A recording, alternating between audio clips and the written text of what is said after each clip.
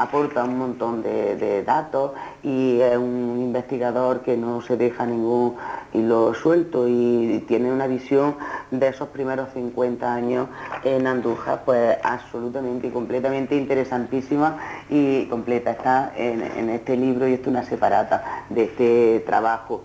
Antes de pasar para pues, ir terminando un poco en los cuadernos de historia, él comentaba antes del cementerio, el mausoleo. En esta revista, en que también hay, por cierto, hay un trabajo de su hija Sandra Andújar Guadalquivir, Planeamiento Urbano, en esta revista precisamente trata de este tema también.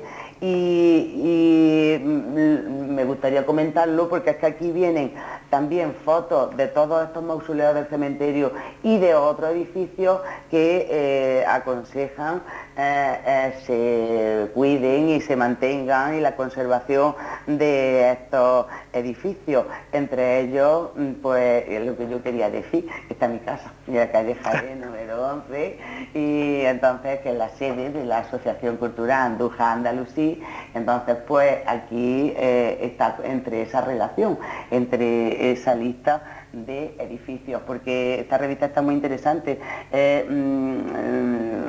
Habla de poblados, de las viñas, del patrimonio histórico y claro, pues de los mausoleos del cementerio, así de familias bonitos, artísticos, sí, antiguos, y algunas de las casas de Andújar, así como más representativas, como ya el patrimonio, y por eso yo quería decir, presumir un poquillo también y decir que estaba en mi casa. Efectivamente, es que ya hasta los años 80, pues gran parte de nuestro patrimonio, pues como decía, Torrelaguna, los imponderables, y a lo que yo añadía, los imponderables y la piqueta, como los intereses particulares, pues han destruido mucho valor patrimonial de Andújar. Y además con aquel sistema de que para conservar algo tiene que tener más de 100 años, es una equivocación enorme. Tenemos, por ejemplo, algo muy concreto que se construyó en los años 60, como es el Seminario de Reina de los Apóstoles de los Padres Paules, una auténtica obra arquitectónica construida, diseñada y dirigida con mucho mimo por uno de los 3 mejores arquitectos de España, que construyó incluso el edificio, la Basílica de Nuestra Señora de Aránzazu, y que tiene obras emblemáticas pues en Galicia, en Andalucía, y nosotros tenemos uno de los modelos más emblemáticos de arquitectura modernista, que es el Seminario del Reino de los Apóstoles, que debíamos conservar, y entre ellos también se incluye, por supuesto, tu casa, porque es una casa que pertenece a la expansión urbanística de Andújar a partir del siglo XVI, a finales del XVI, principios del XVII, como fue esta calle. Es decir, Andújar se fue expansionando a partir de finales del siglo XV a través de sus extramuros, a través de sus recintos amurallados, y surgían a partir de las puertas de entrada, entre ellas la que estaba aquí ahí en la puerta, enfrente de Capuchinos, y la calle Jaén, pues se inicia a este periodo, y esta casa precisamente, que la habéis conservado muy bien, pues es una obra que debiera conservarse. Su fachada, aunque ya está muy deteriorada su fachada, pero por lo menos indicar que aquí existió algo muy importante. Muchas gracias. Y vamos a hacer un comentario un poco más extenso de sus cuadernos de historia, sobre todo centrándonos en los 2 últimos números. El número 3, porque pues se ha reeditado.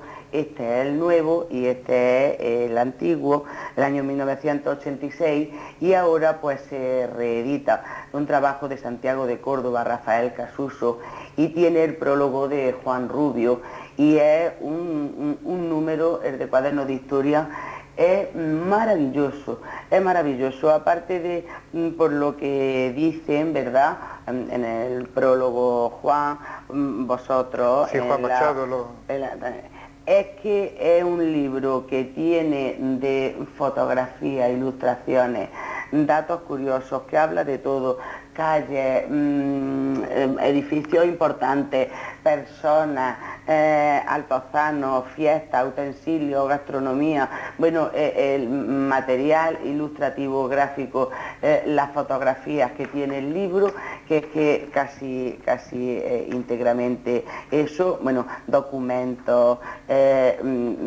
una maravilla, una maravilla. Coméntanos este número, Santiago. Pues Luces y sombras. Luces y sombras. Fue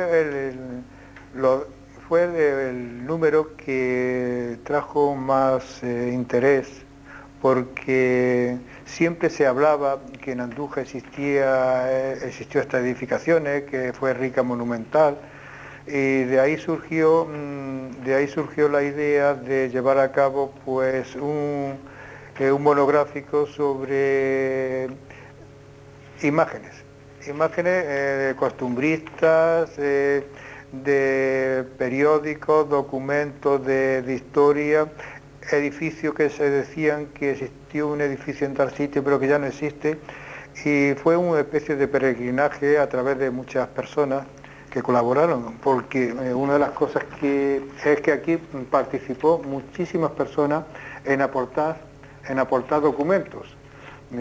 Aquí está Pilar Delgado, Joaquín Colodrero, Francisco Aguado Sánchez, el Centro Documental de Temas y Autores Jiennenses, el Partido Comunista, Francisco Bellido, Alfredo Ibarra, Mercedes Aire Tejada, Francisco Fuentes Chamorro, los Padres Trinitarios, Antonio Hidalgo Martínez, Luis Aldehuela, Santiago Peralta Martínez, Juan Guerrero, Manuel García Peña, desde 40 y tantos. Entonces, todo el mundo en su alacena tenía algo y lo aportaron, y cada documento y cada fotografía de edificios, muchos de ellos ya no existen, pues tiene un pie de foto y además una clave indicando su procedencia. Y incluso pues se llegó a hacer 2 ediciones. Fíjate, ya en ese momento. Efectivamente. Ya, aparte de la edición facsimil de sí, obra. es que en realidad Cuadernos de Historia fue raro, porque una revista de investigación histórica es muy raro que se agote. Sin embargo, el número 0, el número 1 y el número 3 se agotó en semana, y hubo que hacer otra edición. Claro, no me extraña. Decía que está pues eso, una maravilla de cosas que vemos como estaban antiguamente, la corredera Capuchino, la corredera San Bartolomé, hace años, y cómo está ahora, ya se ve ahora, y ahora lo vemos, vamos, y edificios que han desaparecido como el castillo, sí, y muchos, y ermitas, y capillas, y cosas que ya no tenemos. Pues la verdad es que es un documento histórico, y pues mediante las ilustraciones y sobre todo eso, el documento. Sí, y fotografía que ya pertenece desde el siglo XIX, desde el 1898, creo que es la más antigua, y son fotografías que prácticamente son 120 años, que son años. Tú verás, ya son años. Y pues eso, y la fiesta, y la romería, y pues costumbristas, como él decía antes, pues como las mujeres vestidas de gitanas, mujeres en la fuente, con sus trajes típicos y de esa época, sus fardones y sus trajes de esa época. Los casinos, los periódicos. No tiene nada para no verlo, vamos, que no se puede desperdiciar nada, quiero decir, que se puede disfrutar absolutamente de todo. Además, Juan Rubio ha prologado esta nueva edición, ha hecho un prólogo muy estudiado, muy cariñoso, pero también muy estudiado el tema. Juan Rubio para mí es independientemente de su profesión, como sacerdote, es un hombre cercano, de unos grandes conocimientos, un intelectual que hace valer el concepto de la investigación antes que cualquier otra forma de pensar. Y para mí ha sido un honor que él haya que haya hecho precisamente, lo haya prologado. Vale que sí, no me extraña. Y porque lo que dice es absolutamente verdad. Andújar, ciudad fénix, es como se titula el cuaderno cuarto, el cuaderno de historia. Entonces, en este libro, este cuaderno que es el último ya de los 5, sí, es un cuaderno, un libro muy completo también, tiene muchas aportaciones, tiene muchos capítulos, tiene muchos temas de los que trata, por ejemplo, la Mesta, o historia de Arjonilla, o aportaciones para el estudio sociocultural de Andújar. Y aquí habla también de lo que decía antes, los imponderables que decía Torres Laguna, que han destruido Andújar. Efectivamente.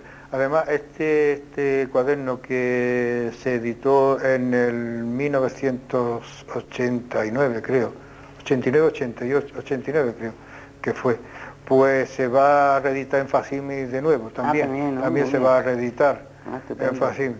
Hay un estudio de Manuel Caballero Venceslá, este sacerdote que tiene los 3 tomos de Diccionario Bibliográfico de la provincia de Jaén, un trabajo muy serio. El 17. El 17 es un trabajo también de Alfredo Ibarra sobre el movimiento editor, que es muy... Imágenes para aproximación al estudio del movimiento editor en Andújar. Y después... Alfredo, pues de este tema ya nos gustaría que hablara también, y ya, a ver si concretamos, y ya pues puede él también dedicarnos un ratico hablando de este tema, que aquí está lo de la imprenta que decíamos.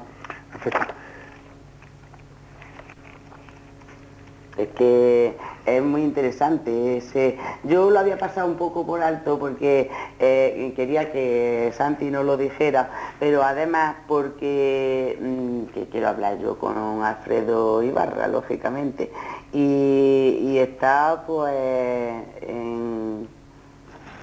eso es lo que estábamos buscando, ¿no? Lo del movimiento editor, ¿no? Sí, el movimiento editor... El penúltimo artículo. Sí, el último es de la Mesta y sus enlaces con la ciudad de Andújar, de Mario Muñoz Ortega. El movimiento editor, en donde hace cómo surgió la imprenta aquí en Andújar, aunque la primera fue en Villanueva de la Reina, que entonces en aquella época era una pedanía de Andújar. Cuáles eran los tipos de publicaciones que se hacían, periódicas, folletos, como todos los trabajos que se han ido publicando, pues prácticamente hasta ahora.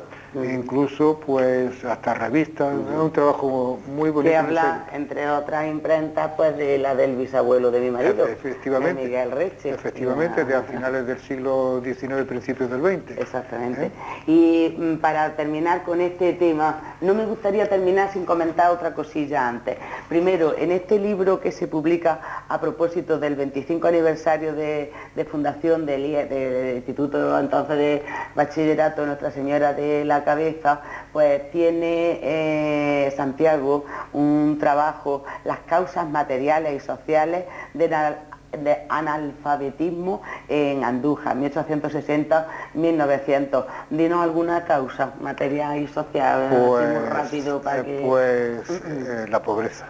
La pobreza, el acumulamiento de riqueza en unas cuantas manos, y después la pobreza suma que existía en la mayor parte de la población. Era un periodo